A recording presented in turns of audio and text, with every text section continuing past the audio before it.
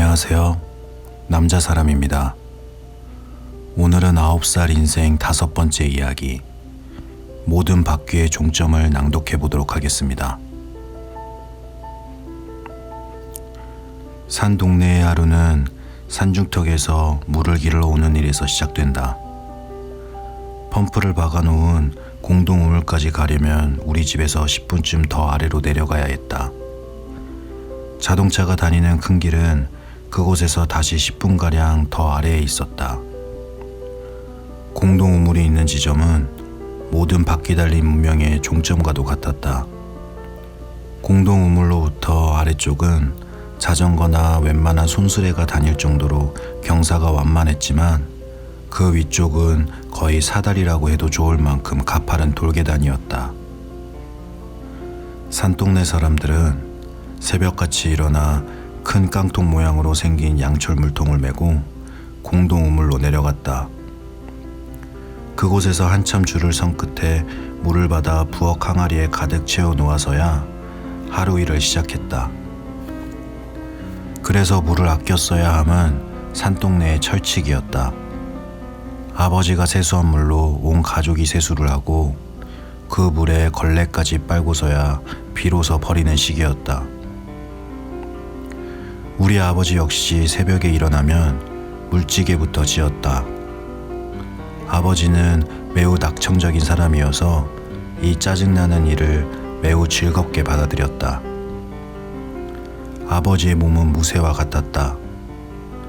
낮 동안 채석장에서 무거운 돌과 씨름을 하다 저녁에는 밤일을 하는 공사장에 찾아가 막일까지 하고 돌아왔다.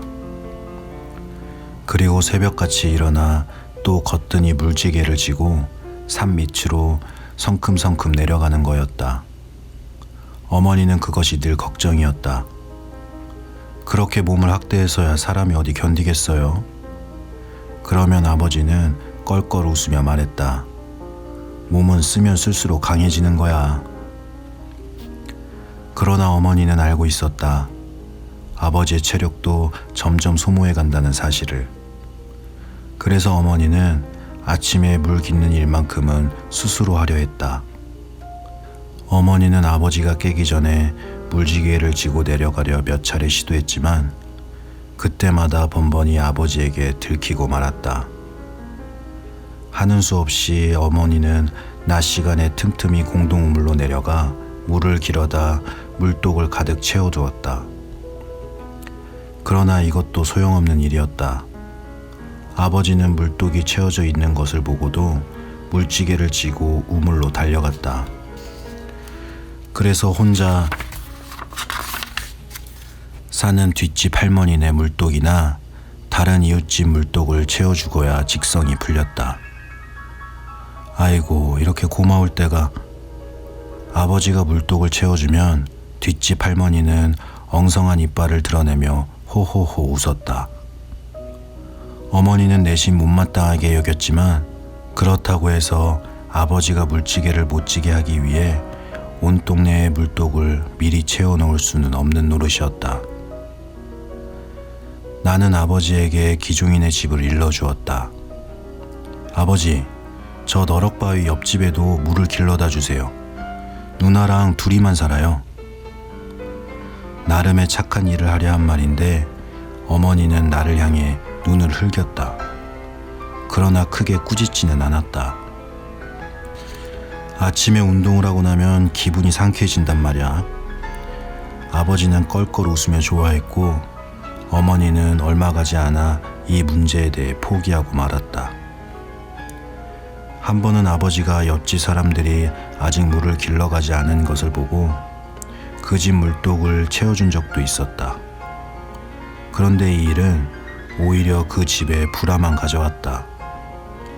그 집에는 건장한 사내가 있음에도 물 깃는 일을 늘 여자가 맡아 하곤 했다. 더욱이 그 여자는 어머니와는 달리 일을 하러 나가기까지 하는 모양이었다.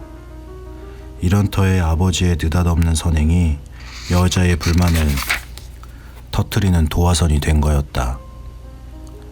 아버지가 돌아서자마자 여자는 방 안에 들으라는 듯이 호들갑스럽게 말했다.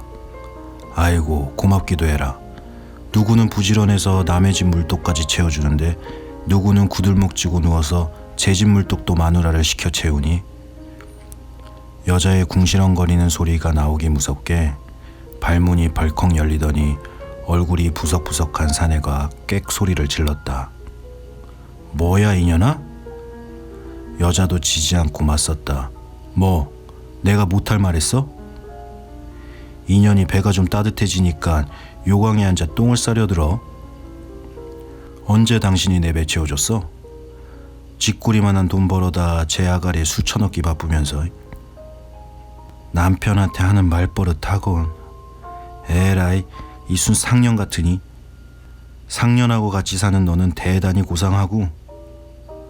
비단 이 일뿐만 아니라 이 집 부부는 단 하루도 그런 식의 싸움을 거르는 법이 없었다.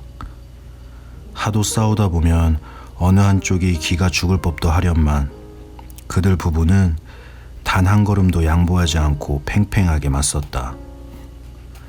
그런데 우습게도 싸움을 하면서도 결코 그릇을 던져 깬다든가 서로 때려 상처를 준다든가 하는 손해나는 일은 하는 법이 없었다. 그래서 어찌 보면 약사빠르게 계산된 싸움처럼 보이기도 했고 심지어는 서로 오락을 즐기고 있는 듯한 느낌마저 들었다. 단칸방에서 우글대는 아이들도 이런 싸움에 매우 익숙해져 있는 듯 부모가 싸우고 있는 와중에도 태연하게 자기 할 일만 했다. 이웃을 도우려다 공연히 불화만 일으키고 온 아버지는 다시는 그 집에 물을 가져다 주지 않았다. 이것은 그들 부부가 미처 계산하지 못한 실수였다. 남의 손으로 쉽게 물독을 채울 수 있는 방법을 그들 스스로 포기한 셈이었다. 여자는 아버지가 물을 길러 올 때까지 일부러 미적거리기도 하고 공연히 눈에 띄게 물통을 쿵쾅거리기도 했다. 심지어 아버지가 듣게끔 노골적으로 중얼거리기까지도 했다. 아유, 물독이 텅 비었는데 언제 저 아래까지 가서 물을 길러 온다. 듣는 사람이 외려 민망할 정도였지만 아버지는 번번이 모른 척 그 집 앞을 지나쳤다. 그러면 여자는 제풀에 실망하고 제풀의 부하가 치밀어 방 안을 향해 버럭 소리를 지르는 거였다. 야, 이 밥버러지야, 너도 가서 물 좀 길러 와. 그러면 새벽부터 그 집엔 또다시 싸움이 시작되었다. 감사합니다.